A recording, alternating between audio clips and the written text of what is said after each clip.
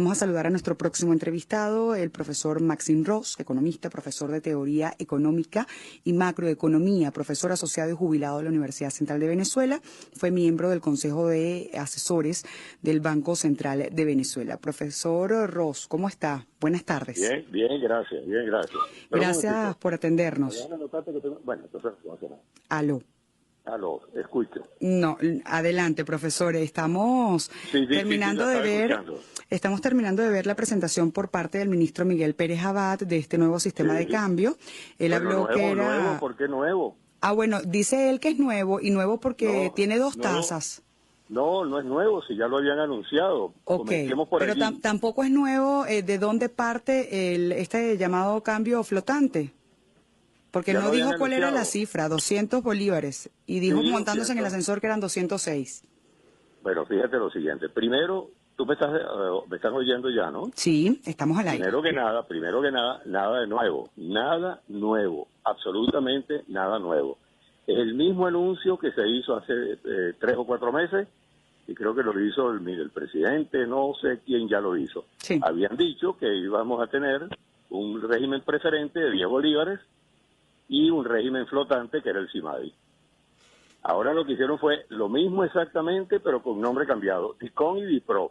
Exactamente lo mismo. Lo único que se definió, sería lo único nuevo, es que se aceptó que para el tipo de cambio preferente de 10 bolívares, que parece que se va a ir ajustando, van a estar los pensionados y los estudiantes que por supuesto comprueben sus credenciales y todo su conjunto de cosas.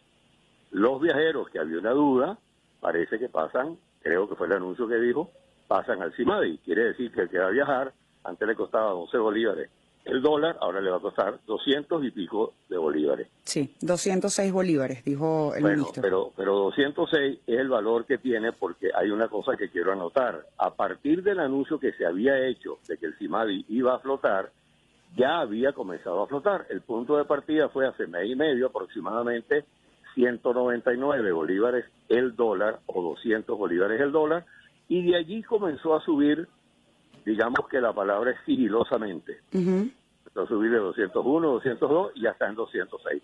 Quiere decir que efectivamente van a dejar flotar el antiguo CIMADI, que ahora se llama DICON o DIPRO, como el nombre que todos los días inventan un nombre nuevo. Sí, porque es divisas complementarias, se entiende por DICON, y el DIPRO es divisas protegidas.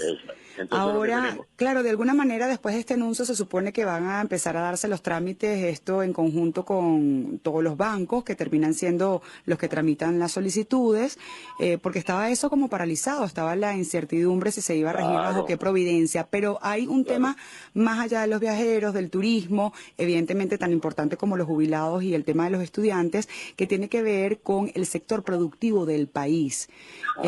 Es decir, no se reconoce una deuda, o si se reconoce que hay deuda con el exterior. ¿Se le va a dar divisas? ¿En qué cantidad? ¿En qué medida? O también, ¿cómo va a fluctuar esa tasa de 206? Esa tasa de 206 va a fluctuar supuestamente libre, pero recuerda que el año pasado, y el año antepasado, y el año antepasado, siempre nos dijeron que esas tasas, SIDME, CICAR 2, CIMADI, iban a flotar, y nunca flotaron. Y la razón es muy sencilla, y te la explico. Para que flote la moneda, tiene que haber una cantidad de oferta lo suficientemente grande, en este momento te diría no menos de 30, 40 mil millones de dólares, disponibles para atender la demanda que iría a ese mercado.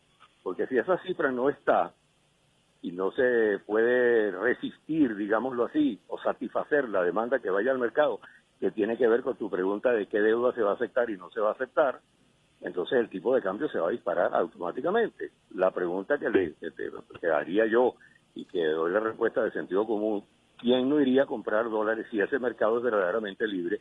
¿Quién no iría a comprar dólares a 200, 206, 200, lo que sea, cuando sabemos que el otro mercado, el que no se puede nombrar, el famoso paralelo que no se puede nombrar, está prohibido, bueno, está en un valor superior, muchísimo superior? Entonces, ¿qué va a pasar? Las empresas que están endeudadas con el exterior en su deuda comercial, que nunca les satisfació ni Cadivi ni Incoex nadie esa deuda, monto que puede estar estimado en 15 mil millones de dólares. Los dividendos que nunca se reconocieron. Bueno, y las compras comunes de la gente que quiere viajar apurado y que no puede sacar la tarjeta del Bicentenario de Venezuela, todo eso va a ir a ese mercado. Y yo te puedo decir que el gobierno no tiene dinero suficiente ni tiene capacidad para recaudarlo para que esa subasta de la hora DICOM o como se llame vaya a estar en un precio razonable, porque no hay capacidad, y lo hemos hablado muchísimas veces en tu programa, la brecha entre la oferta y la demanda generada por la ausencia de ahorro que este país tuvo en los últimos años, la brecha es tan grande que ese tipo de cambio pegaría un salto, bueno, ¿cómo te digo?, exponencial. Ahora nos preguntamos, no hay oferta. Ajá. Profesor, ¿por qué o en qué se basa Miguel Pérez Abad para decir que no hay un problema de solvencia, sino de flujo de caja? Bueno, es una manera de, otra vez, de este sistema. O sea, tengo el dinero, pero no lo tengo en este momento. Estoy esperando que me paguen algo que me deben para yo poder tener ese dinero para pagarte a ti. ¿Cómo se interpreta? No, lo interpreto de la siguiente manera, muy sencillo. Flujo de caja, claro que hay un problema de flujo de caja. Te voy a decir, en ese sentido, está diciendo la verdad. ¿Cuál es el flujo de caja? PDVSA no va a recibir sino 20 y tantos mil millones de dólares. Los requisitos para atender la demanda de bienes esenciales, alimentos, medicinas, materias primas básicas, no menos de 10 mil millones de dólares. La deuda se lleva a 14 mil millones de dólares, entonces no hay flujo de caja suficiente para cancelar los compromisos que el país tiene. Ahora, ¿Venezuela es un país solvente? Bueno, si voy a esta interpretación. Si es verdad que tenemos las reservas de oro más grandes del mundo, superiores a las de Sudáfrica, las del Congo africano, cualquiera de estos países, entonces claro que el país es solvente. Pero la solvencia depende de la capacidad que el país tenga para hacer inversiones para explotar esos recursos. Por ejemplo, la faja del Orinoco, ahí tenemos barriles, millones de barriles de reserva. Claro, el país es solvente en ese sentido. Sí, pero para usted sacar un barril de crudo, tiene que venir una empresa china, tiene que venir una empresa de Malasia, tiene que venir una empresa, una empresa rusa, ¿aló? Aló, profesor, sí, lo estamos escuchando. Ah, ok. Bueno, no, es que oí un ruido extraño ahí. Sí. Entonces lo que estoy diciendo es para que haya solvencia, de verdad, usted no puede decir que porque tiene tantos barriles de petróleo, tiene tantas reservas de oro o de diamantes, porque eso hay que explotarlo. Claro. Y ahí volvemos al tema principal, que es quién viene a Venezuela a asumir el riesgo. Por ejemplo, el caso de la famosa empresa de Gold Reserve que le dieron las Cristinas hace tiempo, se las expropiaron, se las volvieron a dar. Bueno, ¿con qué confianza va a venir una gran compañía internacional a explotar determinados recursos cuando han sido expropiados reiteradamente? ¿Cuál es la garantía de que este gobierno va a asumir responsabilidades de verdad, va a cumplir con sus contratos si no ha cumplido con ninguno? Bueno, dijo Miguel Pérez Abad que la República honrará sus compromisos. No entendemos si cuando dice sus compromisos se refiere a los compromisos solo suscritos por el gobierno de Nicolás Maduro o de cualquier venezolano, empresa privada también, haciendo referencia a ello, pero dice que es en la medida de las posibilidades. Claro. ¿Cuáles son las posibilidades? Otra vez vemos el tema del flujo de caja. ¿Qué le quiero decir? Le quiero decir que el tema principal allí es, hay que pagar una deuda. Perdón un momentico. Sí. Estamos conversando con el profesor Maxim Ross, economista. Claro.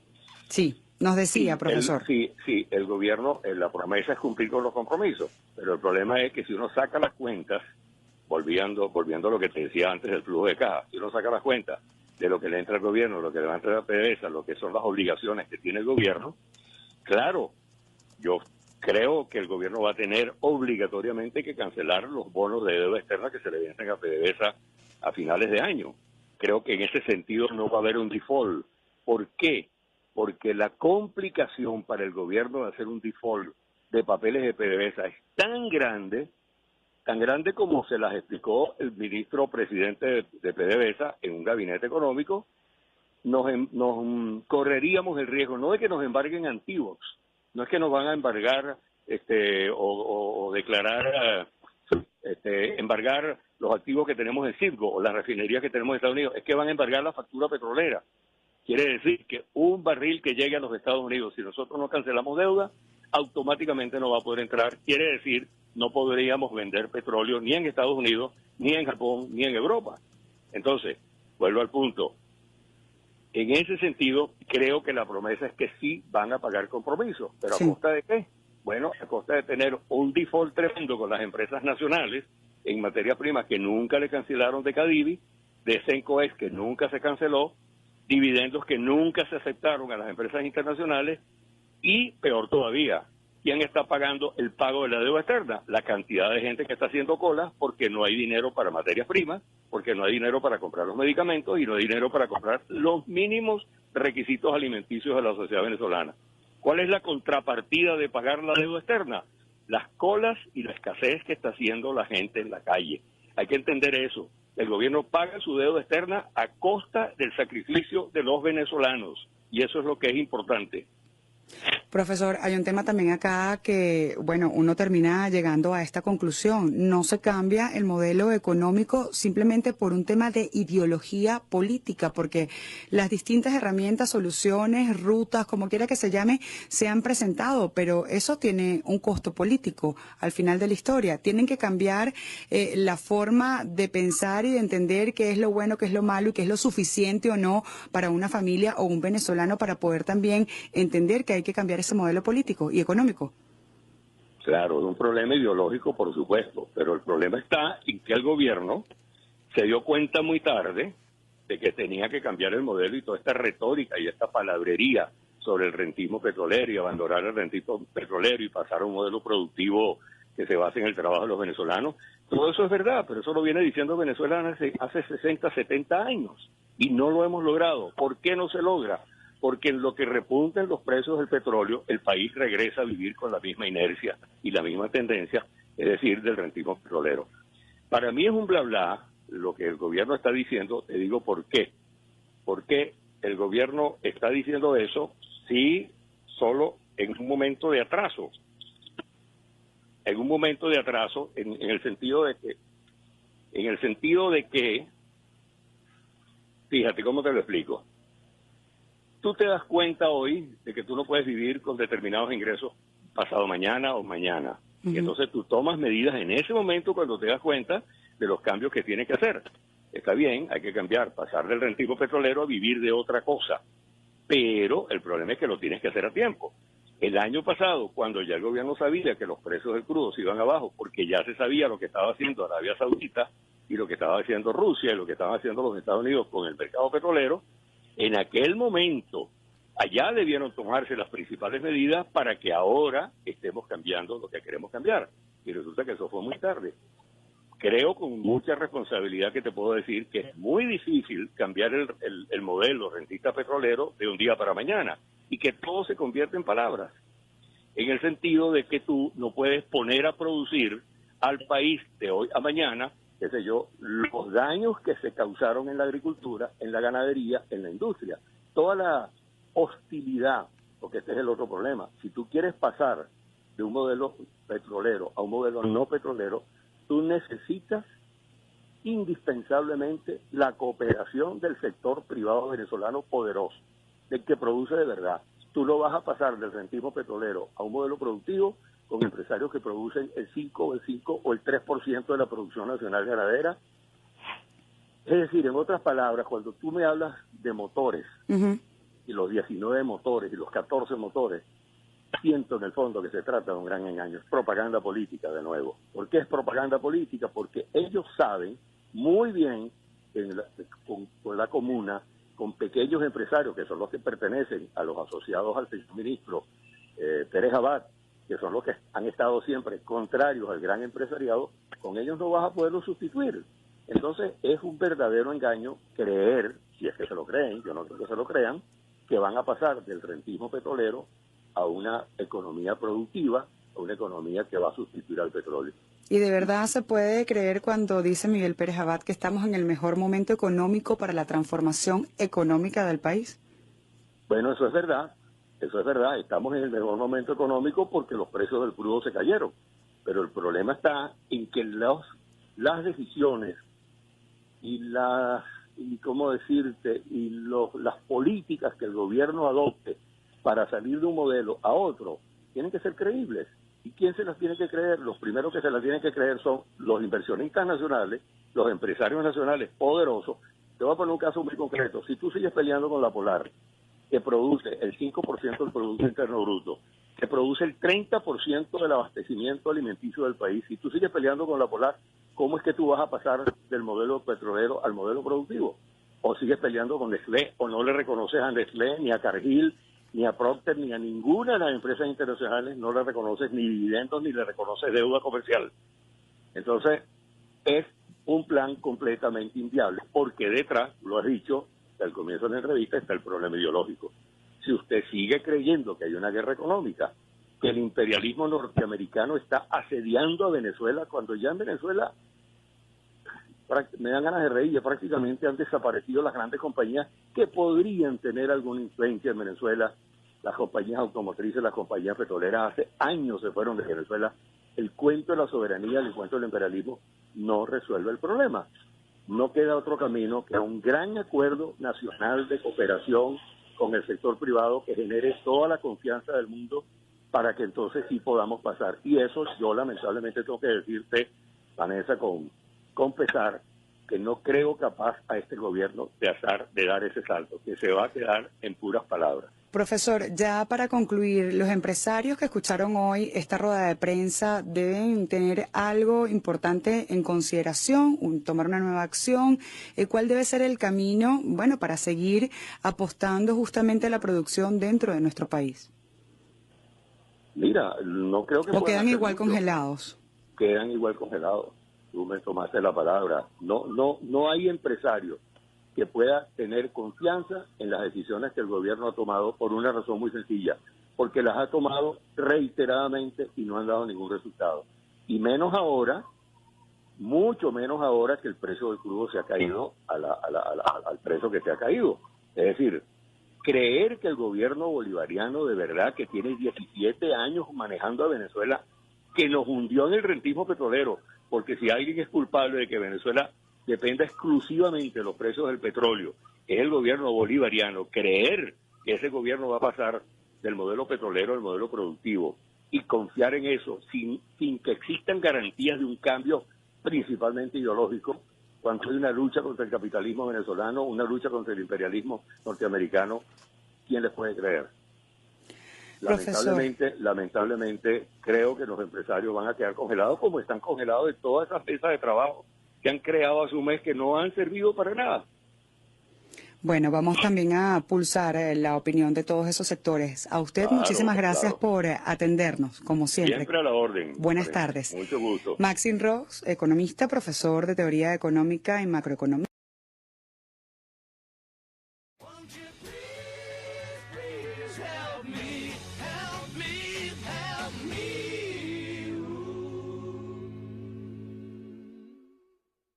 Tener un régimen preferente de 10 bolívares y un régimen flotante que era el CIMADI. Ahora lo que hicieron fue lo mismo exactamente, pero con nombre cambiado, DICON y DIPRO. Exactamente lo mismo. Lo único que se definió, sería lo único nuevo, es que se aceptó que para el tipo de cambio preferente de 10 bolívares, que parece que se va a ir ajustando, van a estar los pensionados y los estudiantes que por supuesto comprueben sus credenciales y todo su conjunto de cosas. Los viajeros, que había una duda, parece que pasan, creo que fue el anuncio que dijo, pasan al CIMADI. Quiere decir que el que va a viajar, antes le costaba 12 bolívares el dólar, ahora le va a costar 200 y pico de bolívares. Sí, 206 bolívares, dijo. Claro, de alguna manera después de este anuncio se supone que van a empezar a darse los trámites, esto en conjunto con todos los bancos que terminan siendo los que tramitan las solicitudes, porque estaba eso como paralizado, estaba la incertidumbre si se iba a regir bajo qué providencia, pero hay un tema más allá de los viajeros, del turismo, evidentemente tan importante como los jubilados y el tema de los estudiantes, que tiene que ver con el sector productivo del país. Es decir, no se reconoce una deuda o sí se reconoce que hay deuda con el exterior. ¿Se le va a dar divisas? ¿En qué cantidad? ¿En qué medida? O también, ¿cómo va a fluctuar esa tasa de 206? Esa tasa de 206. De este nuevo sistema de cambio. Él habló que era... ¿Nuevo? ¿Por qué nuevo? Ah, bueno, dice él que es nuevo, y nuevo porque tiene dos tasas. No es nuevo, si ya lo habían anunciado. Ok, pero tampoco es nuevo. ¿De dónde parte este llamado cambio flotante? Porque Ya no lo habían dijo cuál era la anunciado. cifra, 200 bolívares, y dijo Sí, montándose en el 200. ascensor que eran 206. Bueno, fíjate lo siguiente. Primero, tú me estás oyendo ya, ¿no? Sí, estamos al aire. Primero que nada, nada nuevo, absolutamente nada nuevo. Es el mismo anuncio que se hizo hace 3 o 4 meses y creo que lo hizo el presidente, no sé quién ya lo hizo. Sí. Habían dicho que íbamos a